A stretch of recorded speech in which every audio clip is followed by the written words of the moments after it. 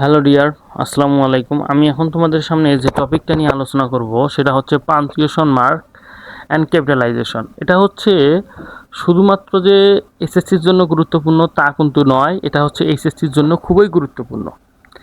এই টপিকটা যখন আমি আলোচনা করব তখন মনোযোগের সহিত বোঝার চেষ্টা করবা, কারণ এই টপিকটা অনেকেই ভয় পায় যে কোথায় কমা বসাবো, কোথায় সেমিকোলন, কোথায় ফুল স্টপ, এগুলো ভয় করে। তবে আমি এখানে বেশ অনেকগুলো নিয়ম দিই নাই, অল্প কিছু নিয়ম দিছি।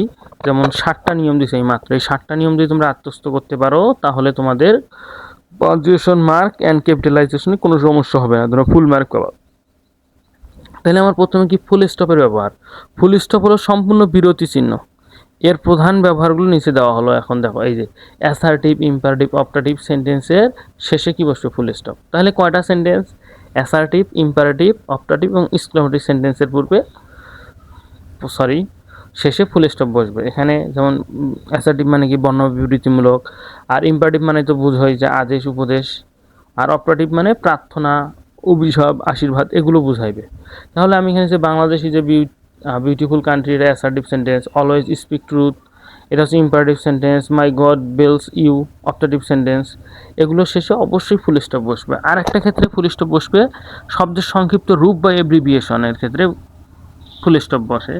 এখন দেখো, এখানে আমি লিখছি যে he is an MA, master of arts. এখন এই যে ডক্টর, এই যে এখানে কি ফুল স্টপ আমি ব্যবহার করছি। তারপরে দেখো, এই নিয়মটা খুবই গুরুত্বপূর্ণ। এই নিয়মটা খুবই গুরুত্বপূর্ণ। এই নিয়মটা মাথায় রাখবা। এই নিয়মটা হচ্ছে তোমার খুবই গুরুত্বপূর্ণ।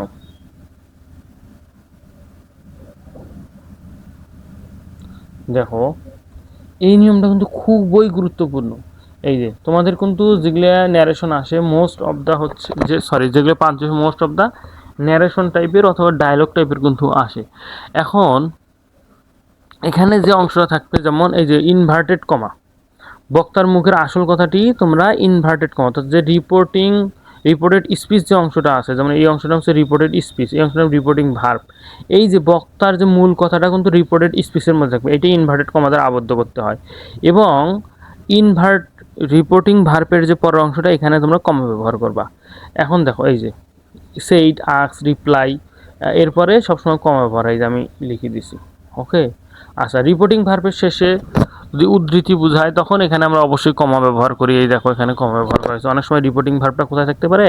শেষেও কিন্তু থাকতে পারে। এই জন্যে আমরা তখন আগে কমাটা দেব। ওকে, আচ্ছা, কমার বিস্তারিত। যদি কখনো সিরিজ ওয়ার্ডস, মানে হচ্ছে সিরিজ ওয়ার্ডটা কি? এটা হচ্ছে একই পার্টস অফ স্পিচ জাতীয় শব্দ পাশাপাশি বসলে, মানে সবগুলোতে আমরা কমা দেবো এবং শেষের যে দুইটা আছে এই দুইটাতে আমরা অ্যান্ড দ্বারা যুক্ত করে দেবো। যেমন এখানে আছে বুক, পেন, পেন্সিল অ্যান্ড নোটবুক। তাহলে এগুলো সবগুলো কিন্তু নাউন, একই সমজাতীয় ওয়ার্ড কিন্তু।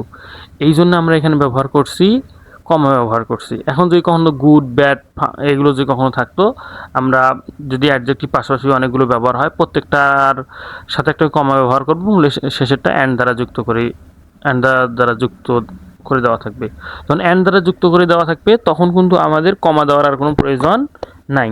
অর্থাৎ দেখো, এখানেও কিন্তু আমি একটা কমা দেই নাই, এখানেও একটা কিন্তু কমা দেই নাই, কিন্তু অ্যান্ড দ্বারা যতক্ষণ যুক্ত করা হয়নি ততক্ষণ কমা ব্যবহার করা লাগবে। এখন দেখো, তারপরে সমর্থন সূচক যেগুলো আছে, যে মিতু অথবা ফাদার, মাদার, সিস্টার, যে সমর্থন করে থেমে যায়, যে অনেক সময় যে সম্পর্কগুলো আছে থেমে যায়, যেমন ব্রাদার, টিচার, তখন আমাদের কমা ব্যবহার করতে হবে। তারপর বিভিন্ন ইন্ট্রোডাক্টরি শব্দ, যেমন ইয়েস, নো, ও, ওয়েল, এগুলোর পরে আমরা ব্যবহার করব, কমা ব্যবহার করব।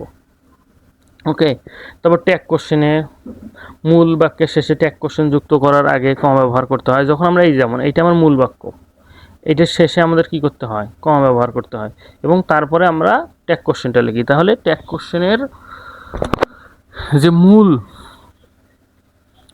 সেন্টেন্সটা আছে, এই মূল সেন্টেন্সটার পরে আমাদের অবশ্যই কমা দিতে হবে এবং তারপর আমরা ট্যাগ কোশ্চেনটা লিখতে হয়। যাই হোক, এগুলো পরীক্ষায় খুব কম আসে, এগুলো বেশি আসে না। তোমাদের বেশি আসে হচ্ছে ওই যে ইনভার্টেড কমার যে অংশটা আছে, এটা বেশি আসে।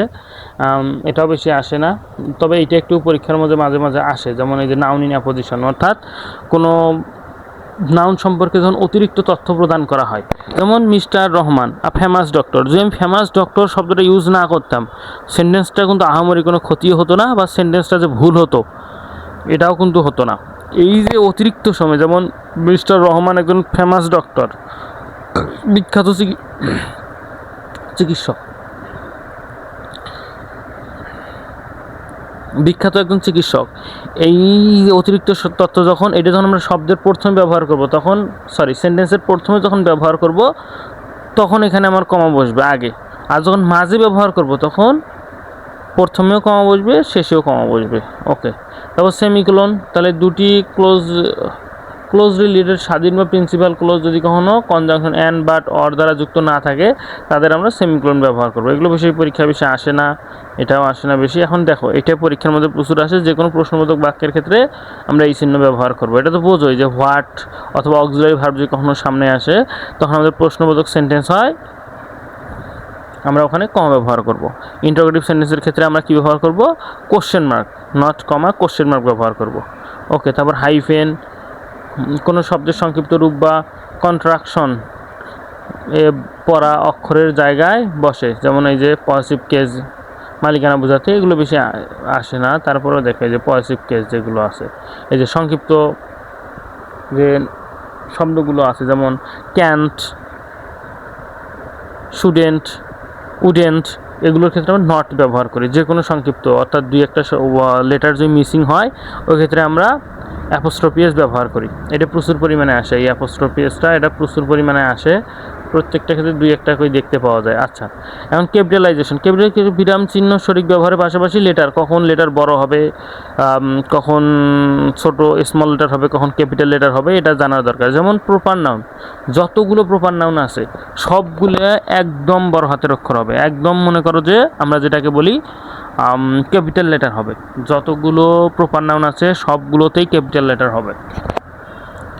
তারপরে হচ্ছে এটা গেল, যেমন এই যে বাংলাদেশ, তারপর স্যাটারডে, সানডে, মন্ডে, যতগুলো মাসের নাম আছে সবগুলোই প্রপার নাউন। যতগুলো বারের নাম আছে, ডের নাম অর্থাৎ বার অর্থাৎ ডের নাম যতগুলো আছে, যেমন স্যাটারডে, সানডে, মন্ডে, এগুলো সব প্রপার নাউন। তারপর নদীর নামগুলো প্রপার নাউন, এর সবসময় শব্দের যে কোনো জায়গায় ব্যবহার হোক না কেন, শব্দের প্রথমে, মাঝে, শেষে সবসময় এগুলো ক্যাপিটাল লেটার হবে।